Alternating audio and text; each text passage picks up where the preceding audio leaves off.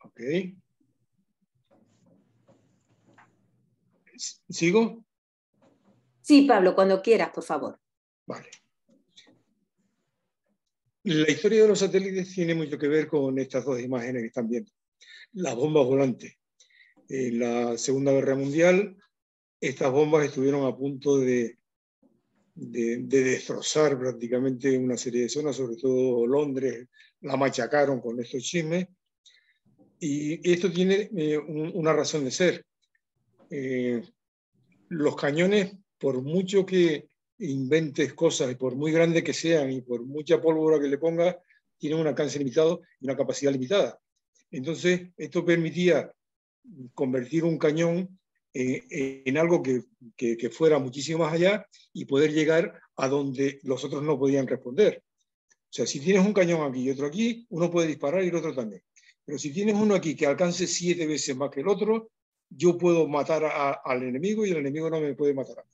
Permítanme un poco las expresiones sencillitas, pero nos vamos a entender fácilmente el porqué.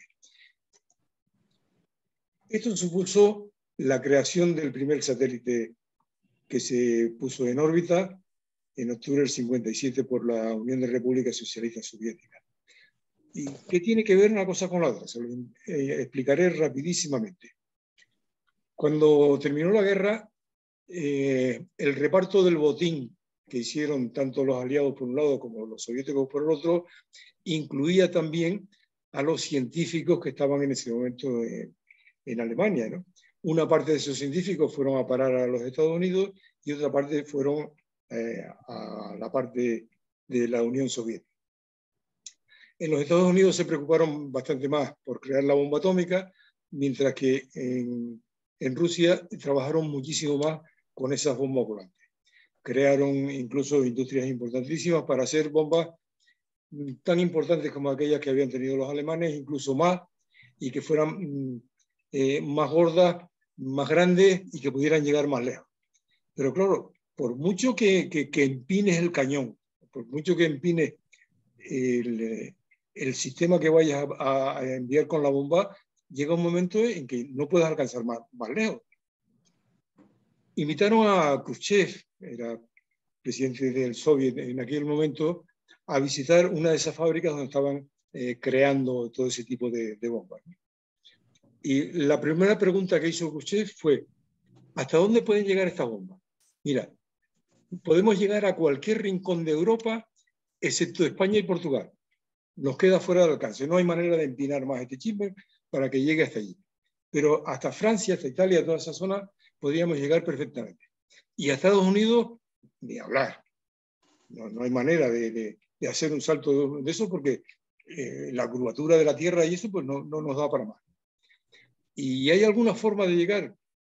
El técnico que estaba al frente de eso dijo una cosa muy sencilla. Con estos cohetes no, pero con este otro que tenemos en la sala de al lado sí. Entonces lo llevó a una sala de al lado donde había un cohete muchísimo más grande, muchísimo más gordo y muchísimo más potente que aquello que estábamos viendo. La pregunta de Khrushchev, lógicamente, ¿qué podemos hacer con esto? Mira, poner una órbita en órbita. Es decir, poner una bomba en órbita. Y esa bomba, con esa bomba podemos llegar a donde quiera. Ya no tenemos ningún problema de limitación porque lo hacemos salir de la estratosfera, lo ponemos en órbita y además no hace falta ni siquiera que toda la nave sea una bomba. Podemos llevar una cabeza nuclear, que es un pedacito así chiquitito, y todo el cohete no nos sirve nada más que para subirlo y ponerlo arriba. No. Una vez arriba se pone a dar vuelta y cuando pase por encima de Nueva York, lo dejamos caer y organizamos unas cabechinas por ahí. Claro que para llegar a eso tenemos que ir primero haciendo una serie de cosas. La primera es, ¿nos podremos comunicar con esa bolita que vamos a poner ahí arriba? Vamos a hacer experiencias primero en ese lado. Se creó el Sputnik 1. Es una bola de aluminio anodizado que medía como unos 90 centímetros aproximadamente. Llevaba 4 varillas que eran 4 antenas. Dentro llevaba 2 transmisores uno en 20 megaciclos y en otro en 40, que emitía una señal que es muy fácil, si pinchan por ahí en internet, el sonido del Sputnik, una cosa que hacía pi, pi, pi, pi, pi, pi, cosas así por el estilo, ¿no? No tenía ninguna otra, era simplemente saber que esa señal estaba llegando del espacio, ¿no? Una vez que sepamos que nos podemos comunicar con ese chisme, pues podemos enviar otro con una cámara. Y como la cámara va en ese trasto dando vueltas ahí alrededor del mundo, pues por donde quiera que va pasando, va sacando fotos y sabremos en todo momento qué es lo que está haciendo el enemigo, dónde está concentrando sus tropas, dónde está haciendo no sé qué, sin que ellos nos puedan alcanzar a nosotros. Una vez que tengamos eso, pues ya podemos sustituir eso por una ojiva nuclear y que se preparen, porque como nos hagan alguna jugarreta, le soltamos un pepino que te puedes imaginar. Los americanos, en cuanto se dieron cuenta de que le habían hecho la jugarreta y que los rusos habían creado lo que fue el principio del dominio espacial, ellos hicieron también la suya. Crearon inmediatamente algo parecido a aquello, pero fíjense que la forma es completamente diferente. Forma de un proyectil, pero que las funciones eran muy, muy similares, ¿no? Únicamente que era bastante más malillo eso, ¿no? Pero eso siguió avanzando, esos son un poco los principios. El tema siguió avanzando y les cuento esto, les pongo la diapositiva para hacerles un poco la introducción, pero intentaré explicárselo. En la NACA, que como saben fue el antecesor de la NASA, pues trabajaban muchos radioaficionados. Eran radioaficionados que trabajaban en la NACA o eran técnicos especialistas que se hicieron radioaficionados. Para el caso es igual. De allí entonces crearon una baliza con 140 milivatios solamente de potencia y lo pusieron en órbita. Pero esto se hizo exclusivamente por radioaficionados. Radioaficionados que trabajaban en la NACA, pero eran radioaficionados, no era la NACA, posteriormente la NASA quien lo hacía. La NASA se creó después, en el año 58, cuando se había ya hecho esto, ¿no? Ese satélite que tiene esta forma, verán que esta forma no tiene absolutamente nada que ver con las otras que habíamos visto, pues costó una auténtica fortuna. Se gastaron $68 estos señores en crear ese satélite. Ese satélite, la copia restaurada de ese satélite, está a disposición de quien quiera verlo en Connecticut, concretamente. Sigue haciendo la misma transmisión que se hacía en aquel momento, sigue funcionando perfectamente después de todos estos años. Transmite dos letras, una H y una I, en Morse, por supuesto, en 145 megaciclos, y les imito rápidamente qué significa esa H y esa I. La H son 4 puntos de Morse, pi, pi, pi, pi, y la I son 2 puntos de Morse. Pi, pi, pi, pi, pi, pi, pi, pi, pi, pi, pi, pi, pi, pi, pi, pi, pi, pi. Eso es todo lo que hacía.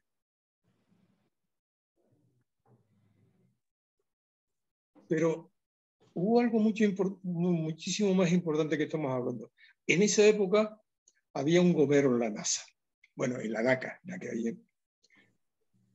Félix Herrera trabajó en la NACA, primero estuvo por ahí dando vueltas por una serie de sitios, pero trabajó en la serie de proyectos en Mercury, en Gemini, en el Apolo, luego regresó aquí a su tierra, trabajó en el IAC, luego fue profesor en la Universidad de La Laguna.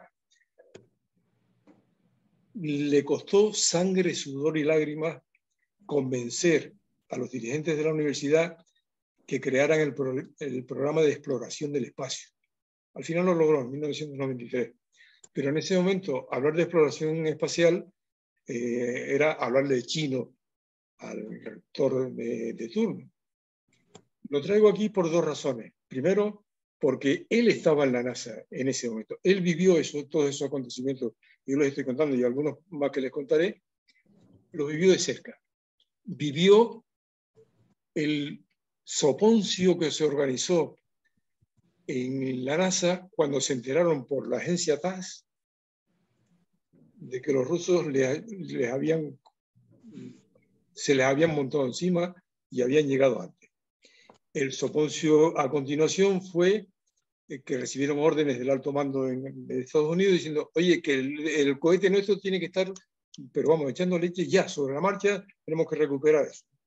Y además tenemos que superar lo que han hecho los rusos, lógicamente.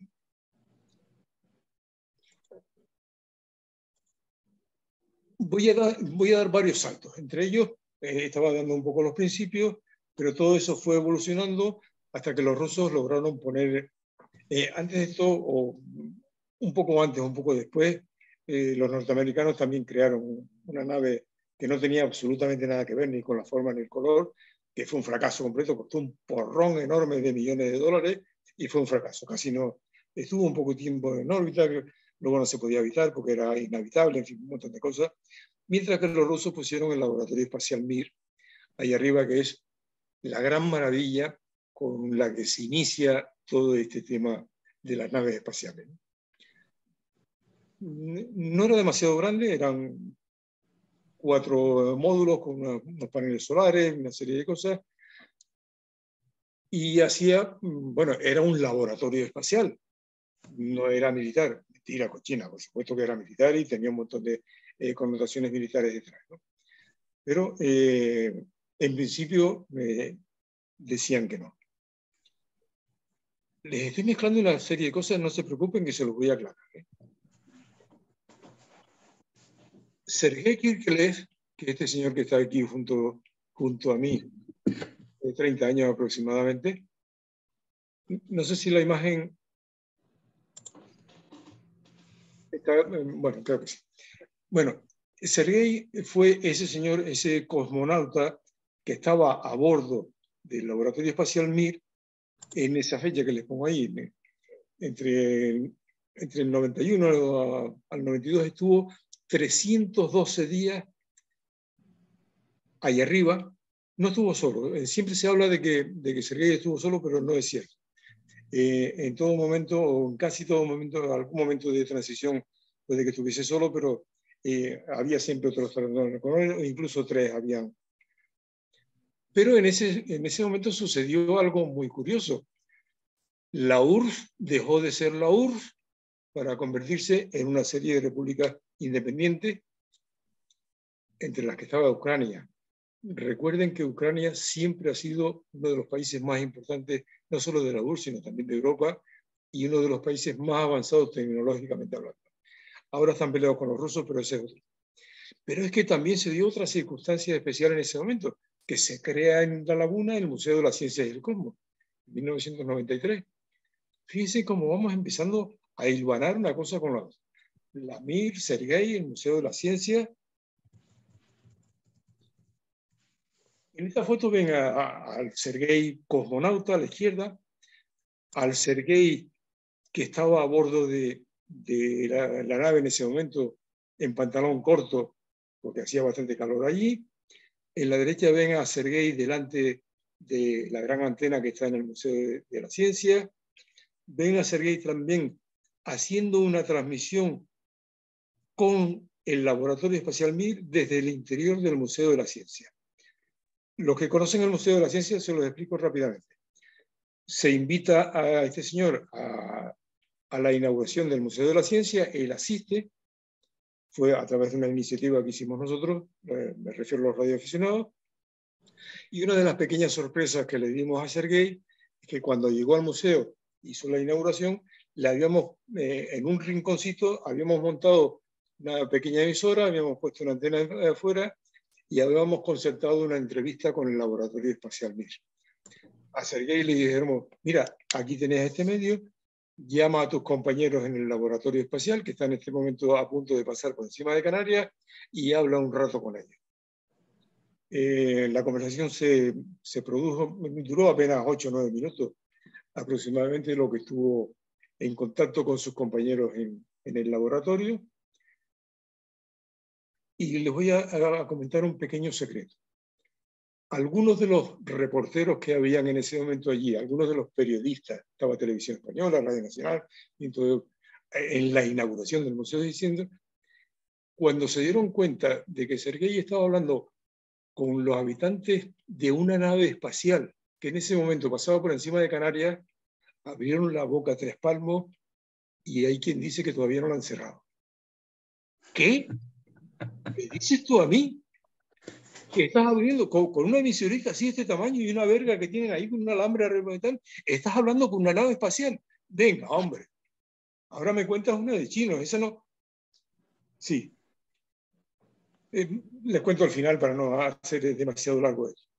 Cuando terminó todo ese tema, cogimos a Sergei, lo ven ahí a la derecha, y Olvita, la traductora de ruso que nos servía de intérprete que estaba con nosotros, nos lo llevamos al mesón castellano, perdón, El campestre. Algodón campestre, en Esperanza.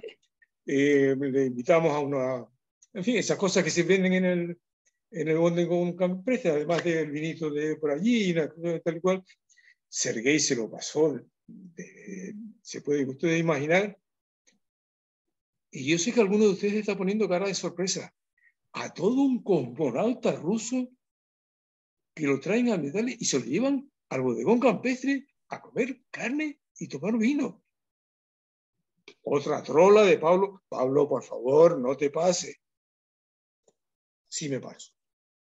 Me paso a la Estación Espacial Internacional, la ISS. Cuando terminó el periplo del Laboratorio Espacial Mir, que tuvieron que tirarlo porque el pobre no se caía ni a tiro, estaba amarrado con vergas por todos lados, pero no había forma de tirarlo, al final tuvieron que echarlo abajo porque ya no se sostenía arriba. Y entonces se llegó posiblemente al más importante acuerdo sobre tecnologías aeroespaciales que se hizo en el mundo. Se pusieron de acuerdo Estados Unidos, Canadá, Rusia, Japón, India, una serie de países, y dijeron, ¿por qué no dejamos de hacer el indio, con perdón de la expresión, y en vez de cada uno tener nuestro cohete ahí arriba, y de cada uno tener nuestro laboratorio arriba, y tener no sé qué, ¿por qué no nos ponemos de acuerdo y lo hacemos entre todos? Podemos hacer un laboratorio espacial muchísimo más gordo, muchísimo más importante, muchísimo más completo en todos los sentidos, y nos va a salir muchísimo más barato. Compartimos los gastos y compartimos el mantenimiento. El laboratorio espacial, como ustedes bien conocen, todos ustedes conocen de astronomía muchísimo más que yo, ya no estamos hablando de un cochecito Lerén, estamos hablando de un trasto que es tan grande como el Estadio Bernabéu, que tiene un presupuesto de no sé cuántos porrón de miles de millones de dólares. ¿Y para qué sirve? Pues para muchísimas cosas. Gracias a este tipo de laboratorios se pueden hacer un montón de experimentos científicos de todo tipo en condiciones de ingravidez que es imposible hacerlo a nivel de tierra, ¿no? Y allí se hace muchísimas cosas. Pero le tengo que dar algún dato más. Los astronautas que van y vienen continuamente a la ISS, todos, absolutamente todos los astronautas tienen obligatoriamente que sacar su licencia de radioaficionado antes de volar. Todos los astronautas son también radioaficionados. No es que sean radioaficionados por el simple hecho de ser radioaficionados, sino que para poder adquirir su título de astronauta, tienen obligatoriamente que pasar por ahí y tienen su título de radioaficionado y tienen sus letras, como yo soy EA8HZ, que es mi indicativo de radioaficionado en España, ellos cada uno tiene el suyo, empiezan normalmente por K o por W, según la zona, ¿no? Y esos astronautas, pues es muy frecuente que hablemos con ellos. No les dije antes para no alargar, pero creo que tengo la obligación de hacerlo.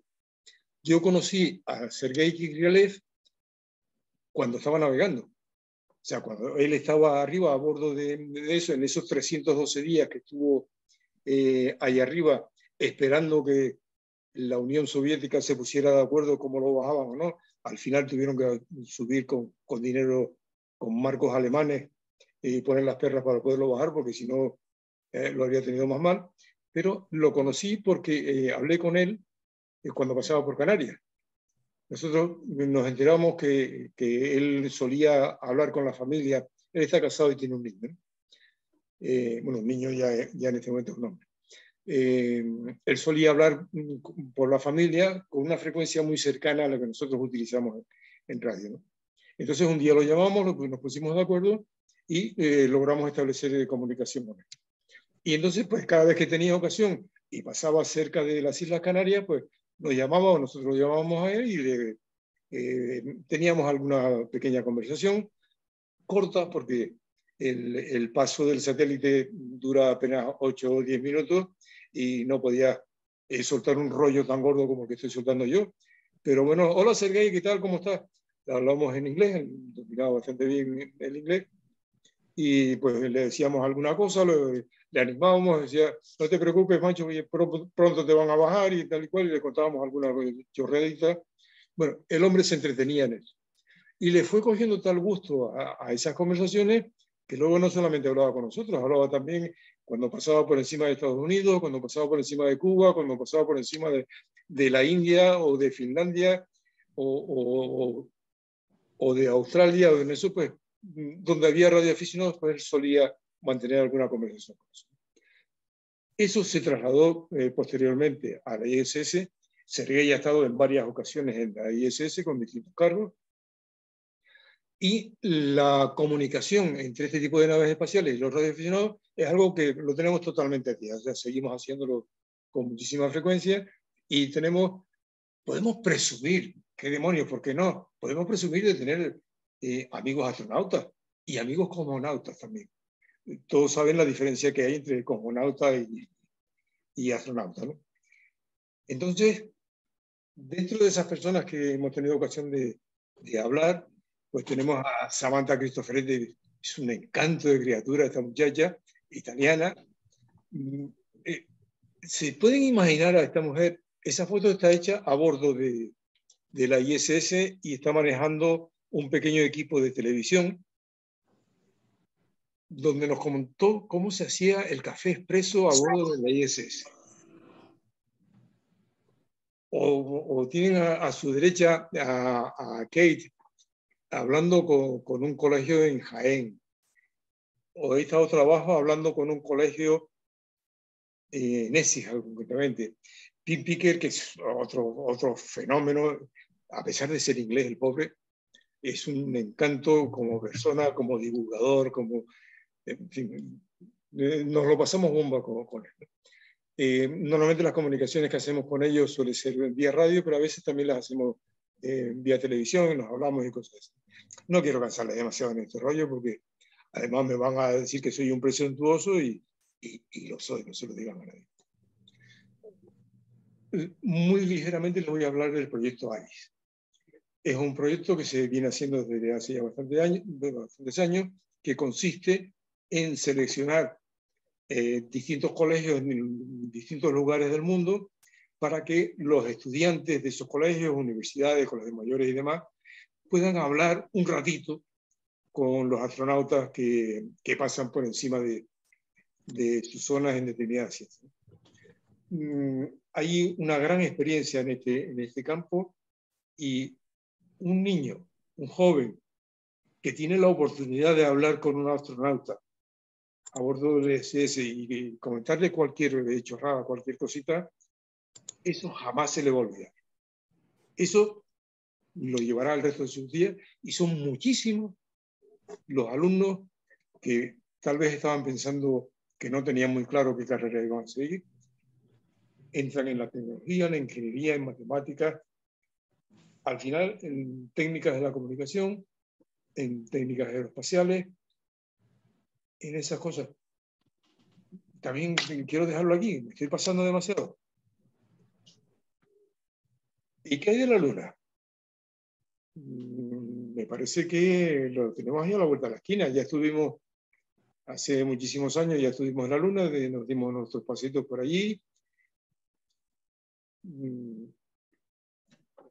hubieron un montón de proyectos, el proyecto Apolo, que nos llevó a la Luna y nos hizo conocer, pero esos tiempos pasados. Ahora también queremos volver a la Luna, pero por razones diferentes. Ya no tenemos que descubrir la Luna, ya la descubrimos, ya sabemos cómo funciona y sabemos lo que nos puede dar. Ahora queremos ir porque queremos convertirla. Cuando digo queremos, quieren, yo no creo que a mí me lleve. Si me invitaran, iría encantado, se lo puedo asegurar. La idea fundamental de conquistar, entre comillas, la Luna es para que nos sirva de trampolín para ir a Marte, que es donde queremos ir en muy pocos años, ¿no? Se va a conseguir además dentro de muy poquito tiempo, ¿no? El proyecto Artemis está a punto de llegarse. En este mismo año habrá ya un viaje tripulado que no aterrizará en la Luna, pero irá por allí, dará vueltas y se orbitará la Luna y regresará para ir preparando un poco el viaje de inicio. Doy otro saltito y resulta que los chinos no se quedan atrás en nada. Los chinos también quieren estar ahí. Los chinos también han creado, pues, otro, es bastante parecido al laboratorio espacial Mir que les enseñé antes. Fíjense que la forma es muy similar, es la Tiangong concretamente, y tanto la ISS como la Tiangong son perfectamente visibles desde Tierra. O sea, en ese momento en que pasan por nuestro horizonte, cuando la luz del Sol se refleja en los paneles solares, eso se puede ver desde la Tierra muy fácilmente, muy sencillamente. No hace falta ningún instrumento, no hace falta utilizar telescopios ni nada por el estilo, sino mirar en ese momento. Me hizo recordar eso, Toñi, no sé si te acuerdas, una vez que estábamos en el Quimpi, y te dije yo en ese momento, Toñi, fíjate en una estrella que va a aparecer por aquí, tal y cual. Es la Estación Espacial Internacional. Tú no te lo creías, en aquel momento no te lo creías, ¿recuerdas?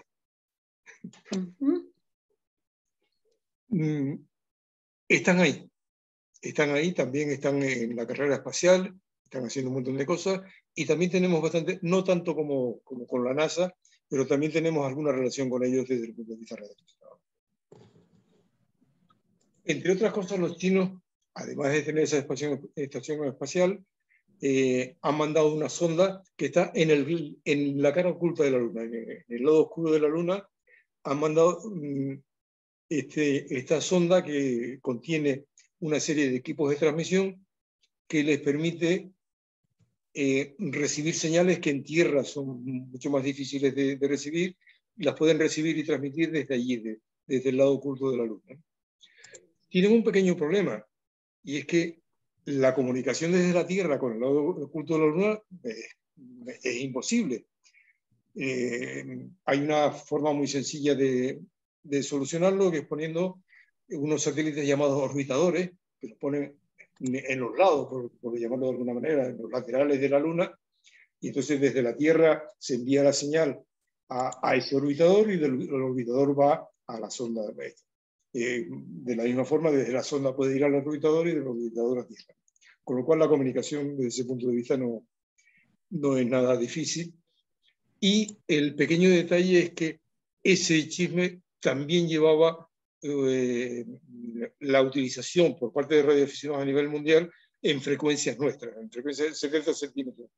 Concretamente, la frecuencia de 430 y tantos megaciclos, podíamos hacer llamadas de esa forma que les he dicho y pedirle fotos. No podíamos hablar con ella, estamos hablando con una máquina, por supuesto, pero sí nos permitía enviar una señal, y cuando esa sonda recibía esa señal, sacaba una instantánea, una foto de lo que estaba viendo en ese momento y nos la mandaba.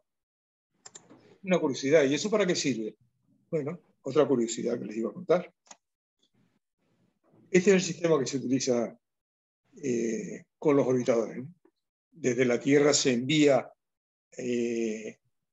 a un lateral de la Luna, desde allí hasta este, creo que es fácil de entender, ¿no? Lo mismo estamos haciendo en Marte. lo estamos haciendo ya desde hace años. O sea, tanto la Tierra como la Luna, como Marte, pues están dando vueltas sobre sí mismos. La Luna no lo vemos desde aquí, pero para poder hablar, por ejemplo, con uno de los cachivaches, carricoches, esos que están mandando por allí, que están haciendo una serie de cosas, para poder hablar con ellos, tienes que tener algo ahí arriba que te sirva de enlace con ese chisme, ¿no? Esos robots, tanto el Curiosity como el Opportunity, pues están enlazados con la Tierra a través de esos orbitadores. Sigo dando saltos. Y este salto va un poquito más allá, va un poquito más lejos. Las Voyager, que fueron enviadas desde la Tierra en 1979, ya ha llovido,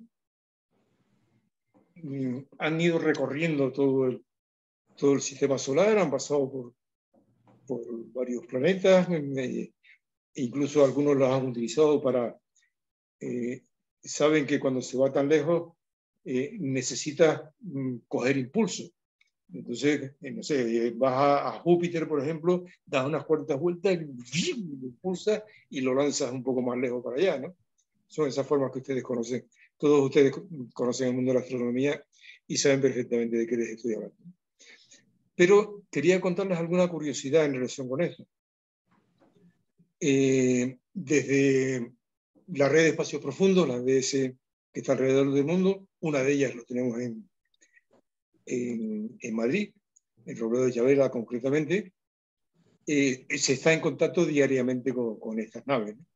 Estas naves están ya un poquito lejos, algo así como a 23.500 millones de kilómetros de la Tierra. 23.500 millones de kilómetros de la Tierra. Lógicamente, ya eso con antenas normales no es posible hacer la comunicación, ya se utilizan este tipo de antenas de espacio profundo para poder tener la comunicación con ellos. Y ya que hablamos de comunicación, ¿cómo nos comunicamos con ellos? Tenemos un pequeño retardo, una señal. Imagínense que yo estoy en Robledo de Chaveda y mando una orden a la Voyager 1 diciéndole apaga el equipo de no sé qué que te está consumiendo mucha batería. Eso en términos científicos, por supuesto, ¿no?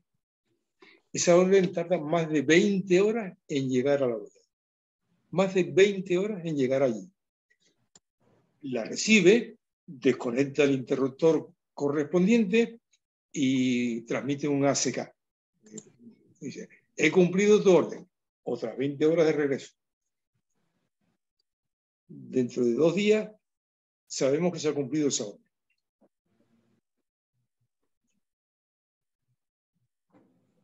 En Marte lo tenemos bastante más claro porque son solamente 8 minutos.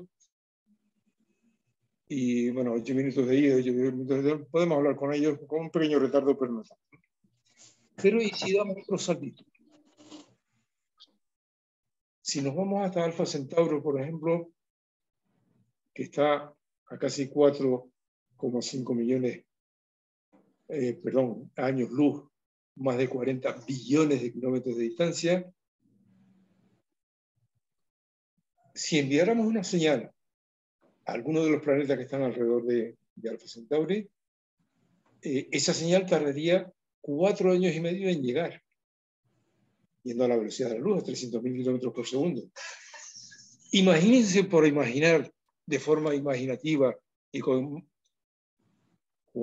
cabeza especial, imagínense que yo hago una llamada, algo así como CQ Alfa Centauri, CQ Alfa Centauri, aquí la EA8HZ desde el planeta Tierra llamando.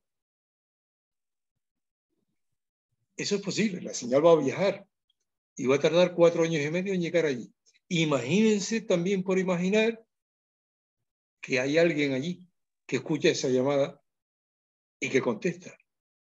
Otros 4 años y medio para regresar. O sea, dentro de 9 años tendré respuesta. Queda un poquito lejos, ¿verdad? Eso, nuestra vecinita de enfrente, la que tenemos ahí al lado. ¿Se imaginan lo que puede ser las comunicaciones un poco más allá? Ya no hablemos de nuestra propia galaxia o la galaxia cercana.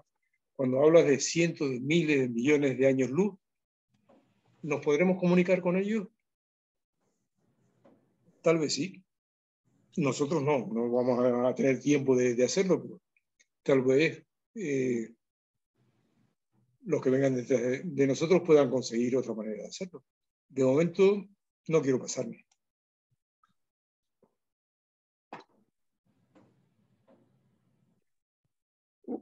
Pablo, muchísimas gracias. Se me hemos quedado en silencio porque los tengo a todos silenciados, así que muchísimas gracias. Yo te aplaudo en nombre de todos. No, yo no necesito aplausos, coche. No, te los damos en nombre de todos. No sé si has terminado, ¿querías poner alguna cosa más? No. Perfecto. Pablo, pues yo aprovecho para agradecerte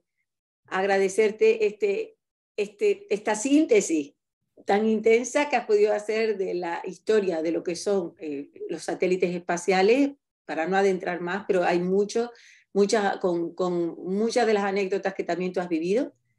Me encantó lo de Olguita y el bodegón. Olguita fue profesora mía de ruso, que estudié un año en la universidad, así, y me dio clase Olguita. Era nuestra traductora y era fantástica como profesora también. Y bueno, y decir que la verdad que es un campo fascinante, ¿no? Porque ahora te agradezco mucho que creo que haces también alarde de la importancia de los radioaficionados en este campo. Yo desconocía que para ser astronauta tuvieras necesariamente que tener esa licencia como radioaficionado, pero fíjate que se ve que sí, que es importante haber realmente conocido lo que es este mundo de base, lo cual me resulta bastante curioso, pero además bastante interesante y pone mucho en relieve la importancia que ustedes han tenido, incluso en este campo, ¿no? Que ha crecido de esta manera, ¿no? Entonces, yo te agradezco muchísimo esta historia, esta recopilación que nos has hecho. Luego creo que a partir de aquí vienen los retos y desafíos futuros, como bien has dicho, ¿no? Y un tema que no has tocado, pero que estoy seguro que has trabajado muchísimo, es todo el campo de satélites y telecomunicaciones, y que es otro tema también que abordar. Pero bueno, eso será para otra charla, ¿no? Entonces yo, si te parece, me callo por si alguien quiere hacerte algún comentario, pregunta o sugerencia. Así que, si quieres, quitamos el modo presentación y así te vemos mejor. Mira, hay dos personas, a ver, que han levantado aquí la mano. Así, si quieres, dejamos de compartir.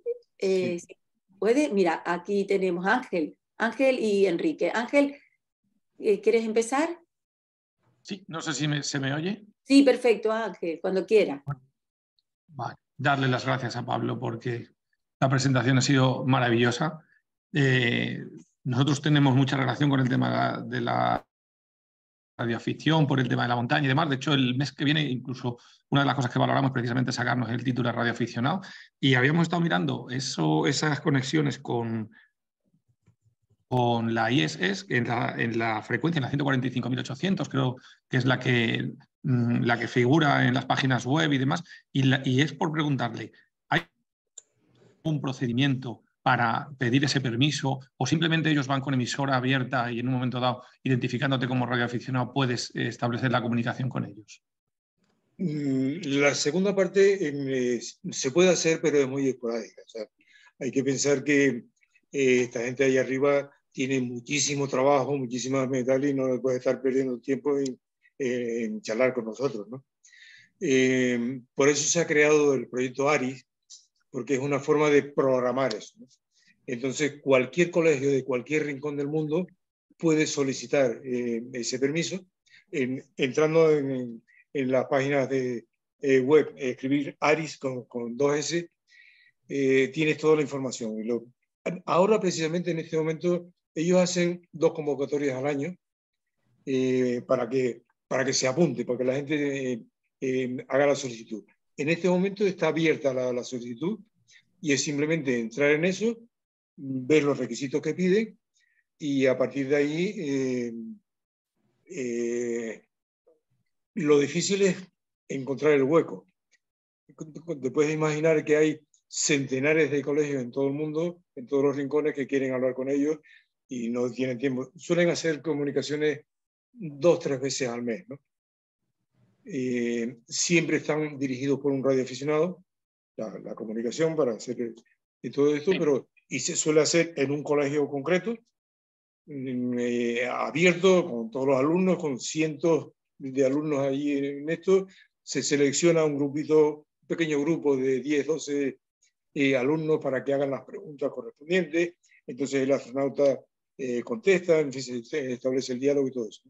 Es tremendamente interesante, pero yo te digo, más que lo que yo te pueda contar, lo que te recomiendo es eso, que lo mires en internet, donde tienes toda la información que tienes sobre ese tema, y vale la pena hacerlo. Vale la pena, sinceramente. Muchas gracias. Gracias. Fantástico. Antes de pasar a Enrique, también quiero, Pablo, que veas que tienes un mensaje de EA1 IEC y te comenta, o sea, aquí tiene su clave, Alfa, se llama Alfa. A ver, Alfa, manifiéstate con nombre que conozcamos. No importa, es suficiente. Y bueno, te comenta una anécdota que el primer contacto que había hecho un colegio con la ISS fue en el año 2003, y dice que lo hicieron desde Ourense, y que además hace aquí mención de una cosa muy curiosa. Efectivamente, nos comenta que mantener en el espacio a la ISS equivale al mantenimiento de un mes de cualquier portaavión de Estados Unidos. O sea que, bueno, es una forma de indicar que el coste no es tan elevado para lo que informa y repercute, ¿no? Y reporta.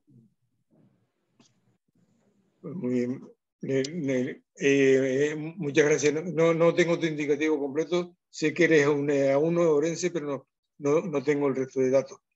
Pero sí tengo que decir algo en relación con eso.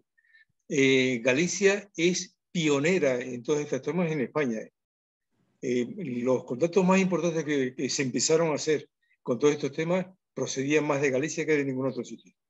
Curiosamente, ni Madrid ni Barcelona han sido punteros en ese. Barcelona sí, bastante más.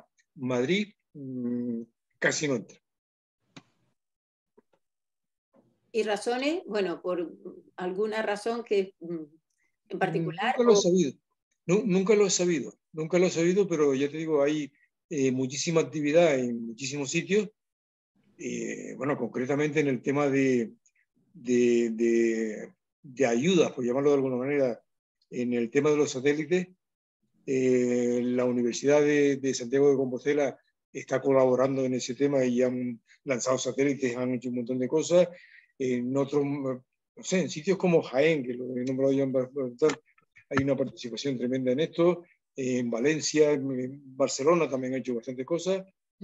En Madrid está empezando ahora a reconocer que existe ese mundillo fuera de sus fronteras. Bárbaro. Ahí lo dejo. Gracias, Pablo. Enrique, cuando quiera. Pablo, muchas gracias por la presentación. Voy a ser breve, que ya es tarde. Oye, quería saber si es verdad que hay 3.000 satélites del Starlink dando vueltas ya encima de la cabeza, que están en órbitas bajas de 480 kilómetros, y si hay previsión de que haya 12.000, porque a este paso, vamos, es que vamos a tener satélites, solamente falta que nos pongan anuncios de Coca-Cola encima de las cabezas. Sí, es cierto, y creo que incluso te has quedado un poco corto. Creo que hay bastante más. Creo que hay como 4.500 aproximadamente en este momento por ahí, ¿no? La previsión solo del grupo del norteamericano más importante del mundo en este momento, en el mundo de los satélites, habla de 40.000 unidades, 40.000 satélites. Y ya Amazon ha obtenido también licencia para poner también no sé cuántos tropecientos mil. Hay como 3 grandes instituciones mundiales empeñadas en colocar satélites hasta en la sopa. Personalmente me parece una verdadera bestialidad. Tengo que reconocer una cosa, es decir, hay una razón fundamental para eso. Si dejamos de utilizar tanto cable, tanto cobre, tanto fibra óptica, y tanta fibra óptica todavía la respeto, pero tanto cable coaxial y toda esa serie de cosas, las miles, millones de kilómetros de cable que se utiliza en las comunicaciones por tierra, si lo puedes hacer eso desde arriba y ahorrar todo eso y tener muchísimo más facilidad que desde arriba puedas, no sé, imagínate un repetidor wifi ahí arriba, te puede hacer verdaderas virguerías que en tierra, y en tierras como la nuestra, aquí en Canarias, donde tenemos un montón de zonas montañosas y eso, el poder llegar a todos los rincones por tierra es mucho más difícil que hacerlo desde el aire. Eso es una ventaja. Si eso es a cambio de llenar el cielo de basura, aunque sea basura reciclable, me explico lo que quiero decir. Todos los satélites que se mandan desde hace ya bastantes años están preparados para que cuando termine su vida útil reingresen en la atmósfera y se destruyan. Se destruyen la inmensa mayoría de ellos. Algunos no, porque son demasiado gordos o demasiado potentes y hay que ayudarlos de alguna manera, pero la inmensa mayoría se autodestruyen. Y los que no se autodestruyen pueden ser enviados fuera de esas órbitas, hacia afuera, no hacia tierra. En cualquier caso, me parece una verdadera bestialidad que no se pongan controles a toda esta serie de cosas y no se hagan las cosas de forma que sea beneficioso para todos, no para unos pocos. ¿Que vamos a tener satélites ahí arriba? Un montón, no les quepa ninguna duda. Vamos, que somos unos privilegiados, que esto de ver el cielo tal y como lo tenemos, dentro de 2 generaciones, vale. En fin, pues qué penita. No, hombre, se están tomando una serie de medidas, ¿no? Por ejemplo, una de las medidas que se ha tomado ya recientemente es que los satélites, en vez de tener ese brillante color plata que relumbra y no sé qué, pues se han pintado con colores muy oscuros, en gris o en negro, con unos colores mate, con el fin de que no se vean. Pero el hecho de que no se vean no significa que no están. Lo que pasa es que, claro, yo le comentaba el otro día con Toña algo en relación con eso. Si somos capaces de crear a través de los algoritmos adecuados algo que en nuestro ordenador no veamos ese satélite, o sea, imagínate que un satélite de esos equivale a un píxel en tu pantalla y que tu ordenador diga, bórrame este píxel, no te va a afectar a la imagen, no lo vas a ver. Pero eso no quiere decir que no esté allí. Yo, si me permite, Pablo, en ese sentido que lo hemos hablado mucho, y si me permiten, porque he tenido, bueno, hace muy poco he escrito un artículo que a ver si me lo aceptan sobre este tema, y les voy a dar un dato que todavía es más estremecedor, que es verdad que esa es la tendencia. Tengan en cuenta que según lo que se llama la Federal Communication Commissions, que la FCC y la ITU, que son la International Telecommunication Union, son las dos instituciones que determinan dónde se transmite, son los que nos dicen cuántos satélites están en órbita, cuántos están operativos, cuántos no. Y hoy por hoy, esa cifra que la está registrando, como saben, Naciones Unidas pidió tomar medidas, hacer recomendaciones, ha creado un centro que se llama el CPS, que es el Centro de Protección del Cielo para Megaconstelaciones, que depende de la IAU, que es la Unión Astronómica Internacional. Según las cifras actualizadas que tiene, hoy por hoy tenemos 3.610 diríamos que satélites de megaconstelaciones que están operativos. Entre los operativos y no operativos, pero no operativos significa que están en órbita ascendente o descendente, tenemos 4.540, pero los que están previstos para los próximos años, yo creo que si les doy la cifra, yo lo miré 3 veces porque pensé que me iba a equivocar, estamos hablando de 431.713. Estamos hablando de casi 500.000, ya estamos hablando de cifras de centenares de miles. Hoy por hoy hay 6 megaconstelaciones, es decir, hay 6 grandes proyectos, conocemos Neowise, conocemos Iridium, conocemos Starlink, OneWeb y otros, pero están previstos hasta 17 planning. Hay 17 operadores previstos para dentro de unos años. Esto lo que nos quiere dar a entender, como dice, es verdad lo que dice Pablo, aquí tenemos un problema, estas constelaciones a veces se construyen para fines sociales, y de investigación, comerciales, de comunicación. Con lo cual, el decir que no se usen, pues podemos tener un problema político-social porque tienen algún fin. No todo, pero algún fin. Pero evidentemente hay que regularlo. es penoso, pero esto que dice de un píxel, resulta que lo que se ha estudiado, que aquellos telescopios in situ, como el Vera Rubin, que tiene cámaras de campo amplio, ¿no? Y que hace surveys durante las primeras horas del crepúsculo, el 50% de sus imágenes se van a ver afectadas por estas trazas. Entonces, es verdad que ya se está trabajando en tratamiento de imágenes, en máscaras que reduzcan y borren estas trazas. Pero imagínense a lo que vamos a poder llegar. Esto es como mermar en el potencial de esa inversión enorme que se ha hecho en telescopios en base. Aquellos que son ultrasensibles y que tienen campo amplio se van a ver afectados. Ustedes, astrónomos amateur, astrofotógrafos, que usan normalmente telescopios con menos focal, cámaras a lo mejor con un campo más amplio, seguro que también van a ver en muchas de sus fotografías, es muy difícil que en 5 minutos no encuentren alguno. Esto lo que quiere decir es que es verdad que puede ser que sean necesarios, algunos son necesarios, pero no todos son. De esta forma, si es por el 5G, hay otras formas de llegar. Para videojuegos, para Wi-Fi, necesitamos el 5G por velocidad, pero igual hay otras maneras de llevar el 5G que no sea a través de una coraza absoluta de micro nanosatélites o megasatélites pululando alrededor. Entonces, lo que decía Pablo me parece una buena reflexión, sí, pero no a cualquier coste. No basta con pintarlos de negro, porque ahí están, aunque no brillan también en su trayectoria producen trazas. Es decir, al final va a haber una huella importante. Y luego amenazan a otros que están en órbita. Aunque estén en baja órbita, también tienen mucho que ver con misiones también espaciales, de investigación y de observación terrestre. Y me quedo con la parte física. Luego está la radiocomunicación y transmisión, que el downlink, radioastronomía, sobre todo grandes radiotelescopios como SKA, el submilimétrico, el kilométrico, que está en Sudáfrica y está en Australia, tiene bandas de operación que justamente es donde cae el downlink de Starlink.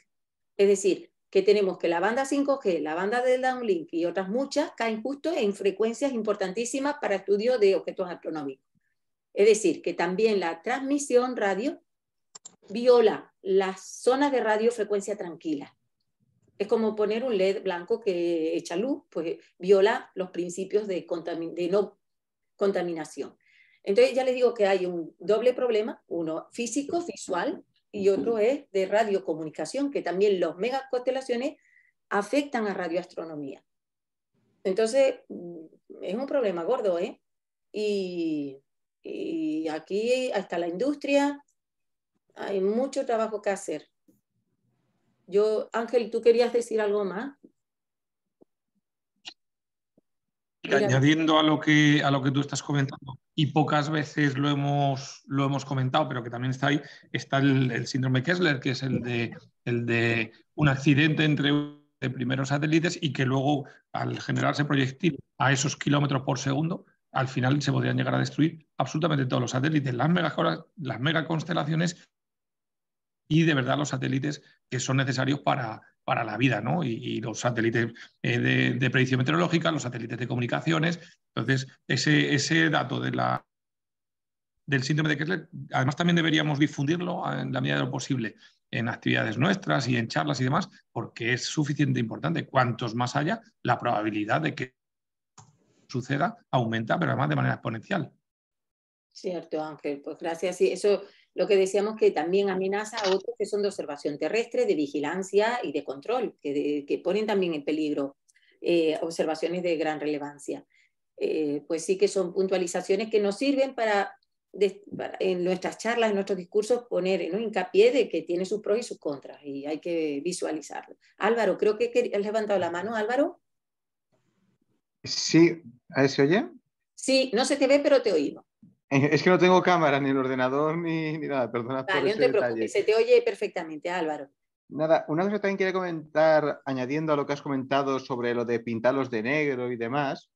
No sé si ha pasado ya un año o unos meses, se publicó un paper sobre la última actualización de los Starlink, que les habían añadido una especie de paraguas o algo parecido para evitar el recalentamiento.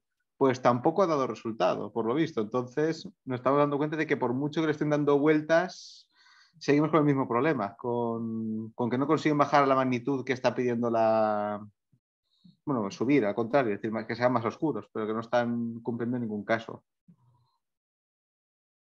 Pablo, ¿alguna cosa que comentar o alguien al respecto?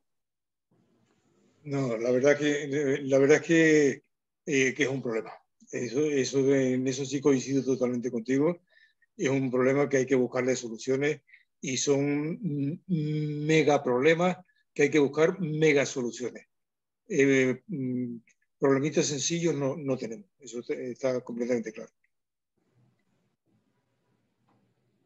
Es verdad que se buscan, pero estamos enfrentándonos a grandes, a grandes operadores con grandes intereses y el discurso es bastante, no sé si llamarlo, y me equivoco al decir populista, pero sí que es un discurso más fácil, entonces hay que buscar argumentos potentes y fuertes para intentar, al menos que exista una regulación sobre el uso. Hoy por hoy no existe ese control. Cualquiera puede lanzar lo que quiera. Yo quería decir una cosa que sí, que va en paralelo y que tiene que ver, como todo esto va a tardar un tiempo y igualmente no será aunque haya un tipo de regulación y aunque China por lo menos haya manifestado su predisposición sobre papel, que luego del dicho al hecho ya se sabe, hay todas las complejidades que hay. Hay otra cuestión que tiene que ver ya por pensar en otras vías, ¿no? Así como es cómo cruzar datos de forma que se pueda rellenar con datos que se comparten y rellenar los huecos, ¿no? También.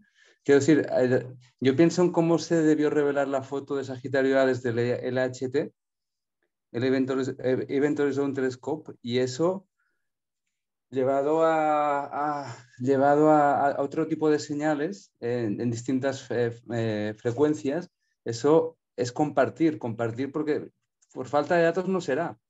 Y por falta de antenas tampoco, ¿no? Entonces, a mí yo sí estoy metiéndome en esta cosa de storytelling con datos y librerías, ahora con Python, pero luego yendo para atrás, estoy diciendo a nivel de lenguajes de programación, es porque al final juntar cosas requiere amplitud de idiomas, ¿no? O sea, cómo hablar cómo traducir y cómo ensamblar a nivel, hablando de esperanza, cómo hablar o cómo generar esperantos, ¿no? A ese nivel también para poder rellenar con los datos que ya se tienen y que se han tenido, o sea, ese cúmulo de información que está por ahí y que tan difícil venía siendo, no digo que va a ser siempre tan difícil, porque afortunadamente a nivel de computación también hay avances, ¿no?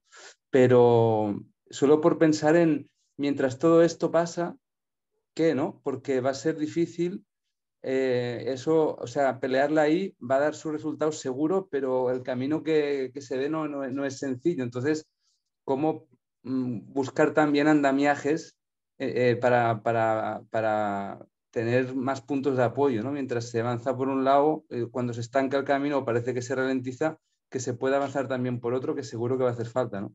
Eso le voy dando vueltas hace un rato. Bueno, Jordi, de todas formas, me imagino que cuando hablas de datos no serán de datos astronómicos, que ahí no puede maridar nada, ni implementar nada, ni reemplazar por nada en lo que te pierdas. No, me refiero a datos, o sea, a datos recolectados. O sea, si el problema, o sea, el problema voy a decirlo así, y sé que estoy mezclando cosas, pero la interferencia o digamos, la rayadura, el arañazo de los Starlink en una imagen, ¿qué otras formas o sea, aparte de, bueno, imagino que trabajar con máscaras, desenmascarar, o sea, pintar eso se puede pintar. No, pero se está trabajando, Jordi, en esto hay gente no hay muchos, pero hay especialistas en los observatorios que están trabajando en tomar, además se pedirá ayuda ciudadana. Ustedes en este CPS, en este centro, que si quieren les comparto para que vean la página. A ver, dejen ver si puedo conseguir el centro de la IAU. Vamos Sí, a yo lo tengo y abierto en este pantalla. centro ustedes pueden participar, e incluso han hecho un llamamiento para que participemos aportando datos y medidas. Este es el CPS. Este es el centro que se ha creado de la IAU para estudio de constelaciones. Yo les invito a que exploren un poco. Además, si quieren datos, váyanse aquí. Los datos que les di antes están aquí y los aportan en tiempo real. Así que pueden, si quieren explorar los satélites que tienen en cada momento, lo pueden ver aquí. Y han creado lo que se llaman los Sat Hub, como los centros de satélite. Y en estos centros son una serie de grupos de trabajo. Y en uno de esos grupos de trabajo también han pedido ayuda ciudadana. Y al final necesitan muchas imágenes, necesitan hacer modelos, necesitan hacer trazabilidad, estudiar, ven todos los campos que tienen que estudiar.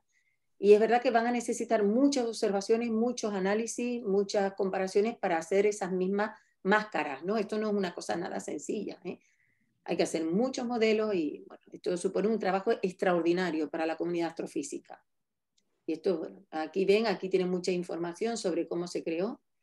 Esto, y quiénes son los, aquí hay gente del IAC también dentro de este grupo y participamos, yo participo, por ejemplo, ahora está organizando un simposio, el 385 de la IAU, que yo estoy en el comité organizador para octubre, del 2 al 6 de octubre aquí en La Palma, que cuando salga la web pues están invitados también a intervenir y a participar. Pero no sé, esto es una incertidumbre bastante grande. En cuanto a los países miembros y que se hayan sumado, muy pocos países se han sumado a las recomendaciones que se hicieron. Obviamente Rusia no, y China pues tampoco finalmente.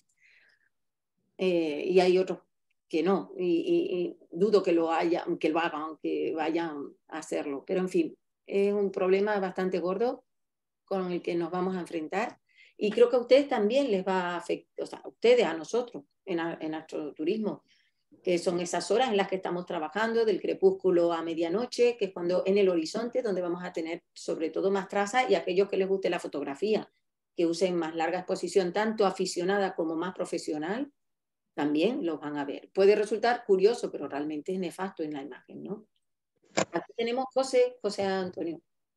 Hola, ¿hay algún organismo que realmente controle el lanzamiento de satélites? Es una pregunta, ¿una organización? Cuenta Pablo, si quiere. Sí. Principalmente alrededor de la NASA hay un montón enorme de organizaciones que se ocupan un poco de esto, ¿no? Y al final toda la responsabilidad recae en la UIT, la Unión Internacional de Transmisiones, que es la que recopila, autoriza y regula todas las transmisiones de todas las frecuencias conocidas, incluso algunas por conocer todavía, ¿no? No, pero digo del lanzamiento de los satélites. Sí, hay varias organizaciones, principalmente desde la NASA está AMSAT, AMSAT, que controla todo eso a nivel mundial. Lo que pasa es que eso es un poco engañoso, porque eso lo controla dentro de los países, digamos, de la órbita de Estados Unidos y demás. Rusia va por su lado, China va por el otro. Entonces, es decir, no hay nada internacional en el que estén aliados todos los países. Sí, la UIT, la Unión Internacional de Transmisiones, es la que controla todas las frecuencias y todo lo que tiene que ver con este tipo de cosas. Ya, pero estamos hablando de frecuencias y los anchos de las frecuencias, pero yo a lo que vengo a decir es que ¿por qué una empresa se propone 100.000 satélites y no les pueden obligar a todas las empresas que utilicen esos 100.000 satélites? Sí.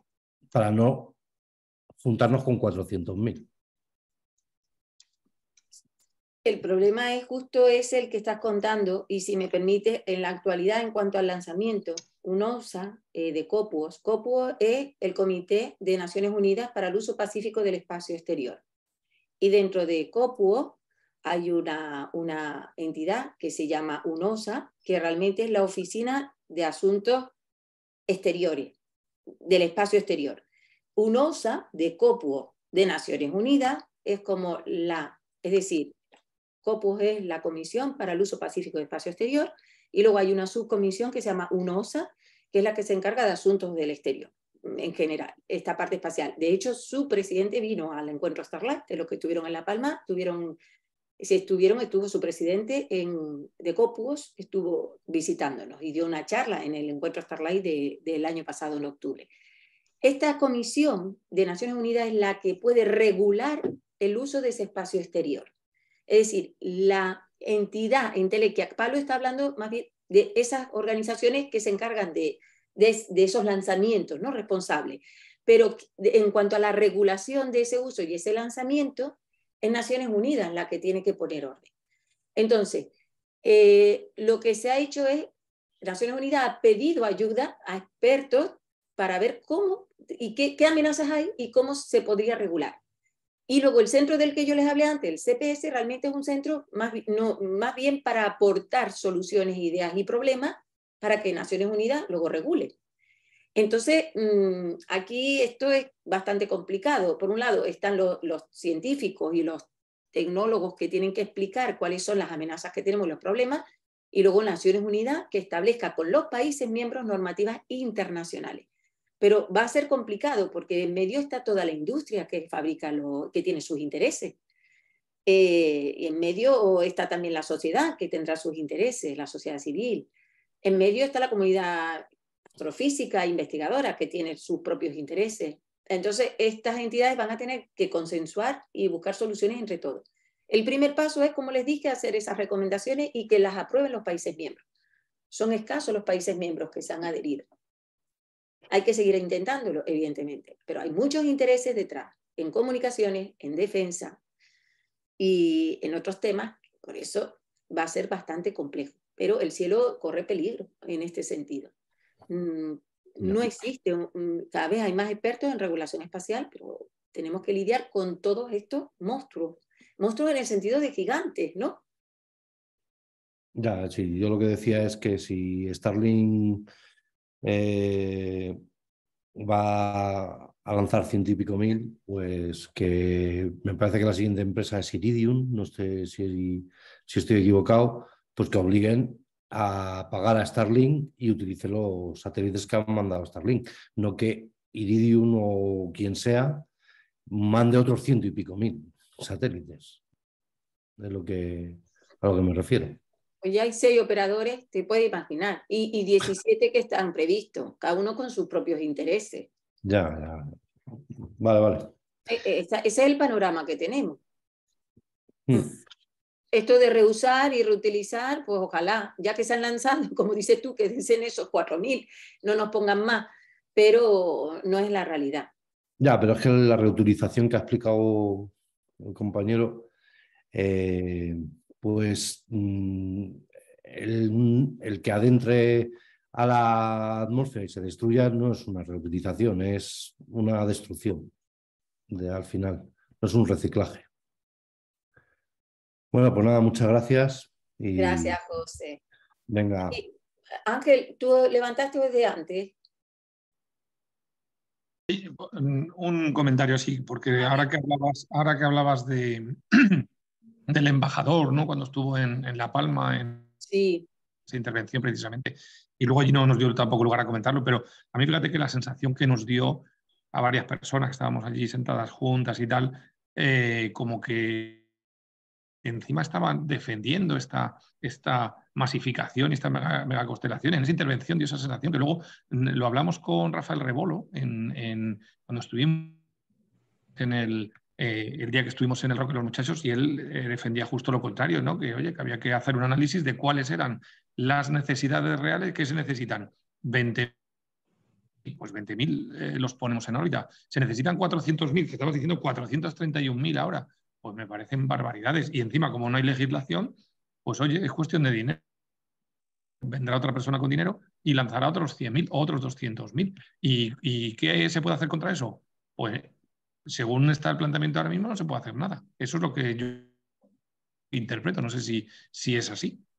No, nosotros, desde luego, os lo tenemos bastante crudo. Además, que es que se nos van aventajando, es decir, que cada día tenemos lanzamientos, que es algo descomunal, y además te digo, nos ha pillado desprevenidos a los astrónomos y a la comunidad.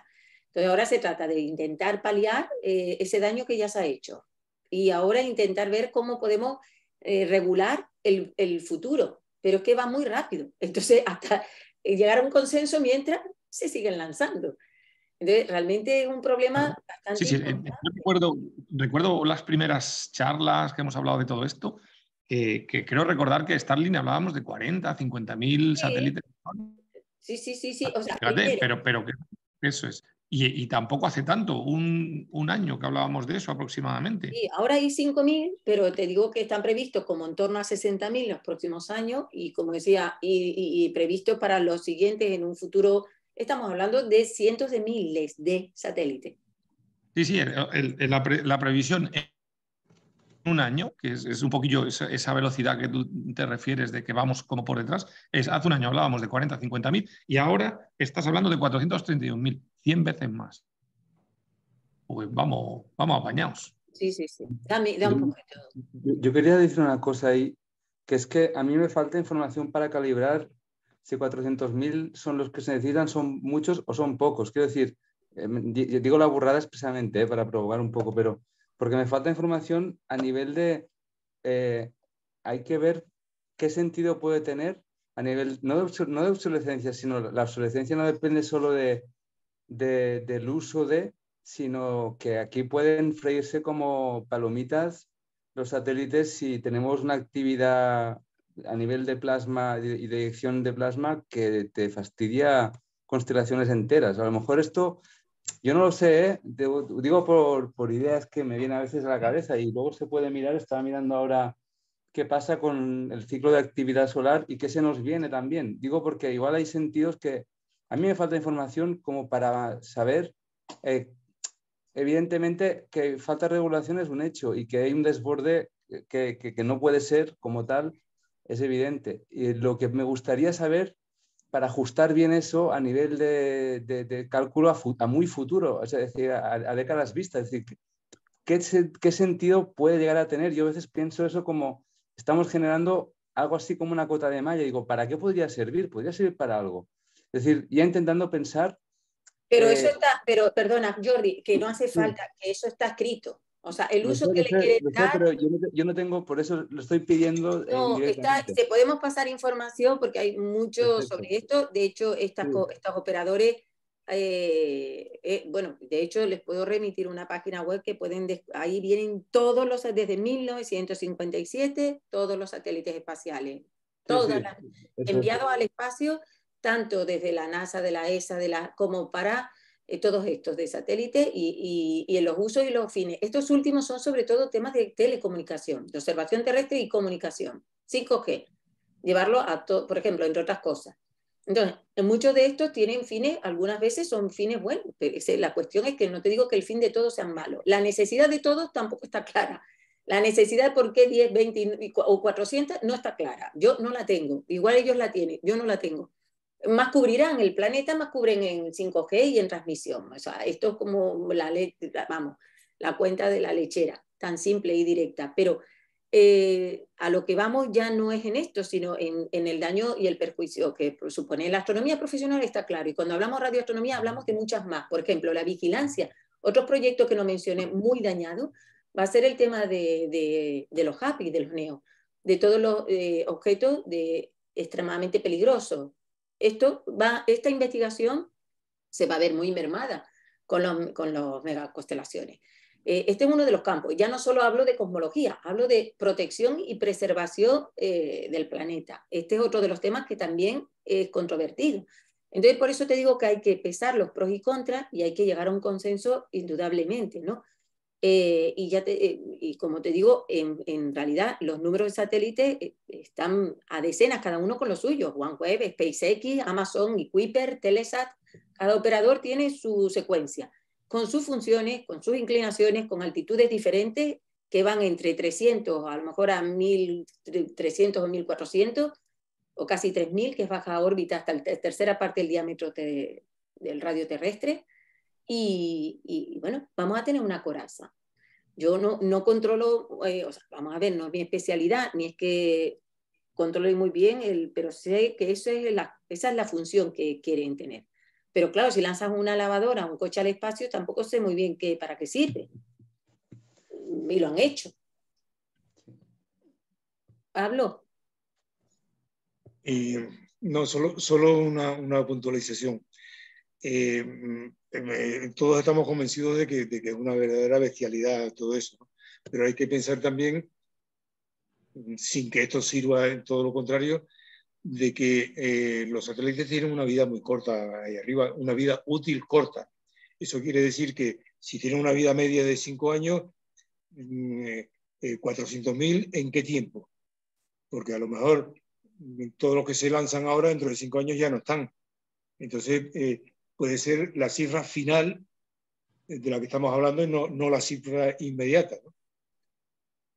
Ya, es cuestión de ver, pero aún así nos tememos que puedan ir, no sé hasta qué punto se irán reponiendo los distintos satélites, ¿no? Es verdad que hay unos que están en ascendente, otros están en descendente, otros en uso, otros están muertos. Luego también tenemos el problema de la basura espacial, que también se va a sumar. Hay más de 600.000 restos entre 1 y 10 centímetros de basura espacial, que se dice pronto, 600.000, creo que era la cifra que indicábamos. Con lo cual, entre los que queden, que no caerán, y los que caen, el peligro de que caigan, más los que... O sea, es que todavía sumamos más basura espacial. Es que tenemos que mirar mucho esto, la sostenibilidad, desde luego, no, aquí no la veo yo por ningún lado. Bueno, entonces la próxima actividad, en vez de ver las Perseidas, pues es el primer lanzamiento de los satélites Starlink. Pues sí, va a ser igual de abajo arriba, ¿no? De luminoso. Pide un deseo. Terminaremos diciendo, pidan un deseo. Que va. En fin, es sorprendente. No sé, esto ya me ha encantado esta conversación porque han salido, gracias Pablo por tu tiempo y tu conferencia estupenda, y porque el debate yo creo que es muy bueno. Y sobre todo el debate y la reflexión, que nos haga pensar y plantearnos pues, cosas, ¿no? Y que seamos críticos, valorando todo, pero que hay que... Va a ser complicado. Y ya les digo que ya lo está haciendo. Ya lo está haciendo y yo quiero ser optimista, pero es verdad que aquí hay mucho, ya les digo, si la contaminación lumínica es un problema que tenemos, y lo vemos al lado y vemos, pero al menos me parece que tenemos algo ahí accesible donde trabajar, podemos trabajarlo poquito a poco en un ayuntamiento, en un pueblito, ¿no? En este caso nos da un poquito esa sensación de algo que nos desborda en cierta medida, porque estos son las grandes instituciones las que pueden hacer, pero nosotros podemos aportar lo nuestro, reclamando, quejándonos, aportando información, concienciando también, eso es una labor que pueden hacer y todos, ¿no? Pues Pablo, te dejo a ti, si tú quieres, cierre, que querías decir algo. No, solamente una cosa. Creo que tengo la obligación de pedir disculpas porque mi charla ha servido para crear una polémica que yo no esperaba, sinceramente. Me siento culpable de haberlo provocado. ¿Qué puedo hacer? Además de pedir disculpas, ¿qué puedo hacer? Pues te damos las gracias, Pablo, de eso se trataba, lo has conseguido, ¿verdad? Yo creo que todos te estamos muy agradecidos, Pablo, de verdad, por tu tiempo, por tu dedicación, por tus enseñanzas, y que aquí me encanta también ver que hay muchos radioaficionados, más del que yo conocía, y a lo mejor un día también nos das algunas lecciones sobre esto, que no estaría nada mal. ¿Cuántos años son los que llevas ya como radioaficionado, si se puede decir? Con indicativo oficial, 56 años. Ya son, aficionado a la radio desde que tengo narices. Pues Ecoalfa 8 Hotel Zulu, sabemos perfectamente el problema que teníamos con los satélites, así que no has hecho ninguna polémica. Pues muchísimas gracias de nuevo, Pablo, y a todos ustedes por participar. Me alegra mucho verles, oírles, saber que están aquí. Y bueno, de eso se trata. Este encuentro al mes son temas muy diversos, como ven hoy, pero yo creo que ha sido muy, muy interesante. Y el próximo, pues nada, no está cerrado, está abierto a sugerencias y ya va a ser el próximo en marzo, creo que cae el 30 de marzo, si no me equivoco. Así que el próximo Café con Estrellas y Festival Starlight, sorpresa, el 30 de marzo. Espero que siga siendo un tema como el de hoy, también que nos suscite diálogo, conversación y sobre todo reflexiones, ¿no? Así que muchas gracias a todos, un abrazo enorme y aquí tomo nota para aquellos que se han incorporado, lo grabo para luego tenerlo en cuenta en las renovaciones, ¿de acuerdo? Gracias, cuídense mucho y feliz semana y feliz mes. Seguimos en contacto y no se olviden de mandar formación quienes quieren estar en los comités, por favor, para cerrarlo pronto. Un beso enorme, cuídense.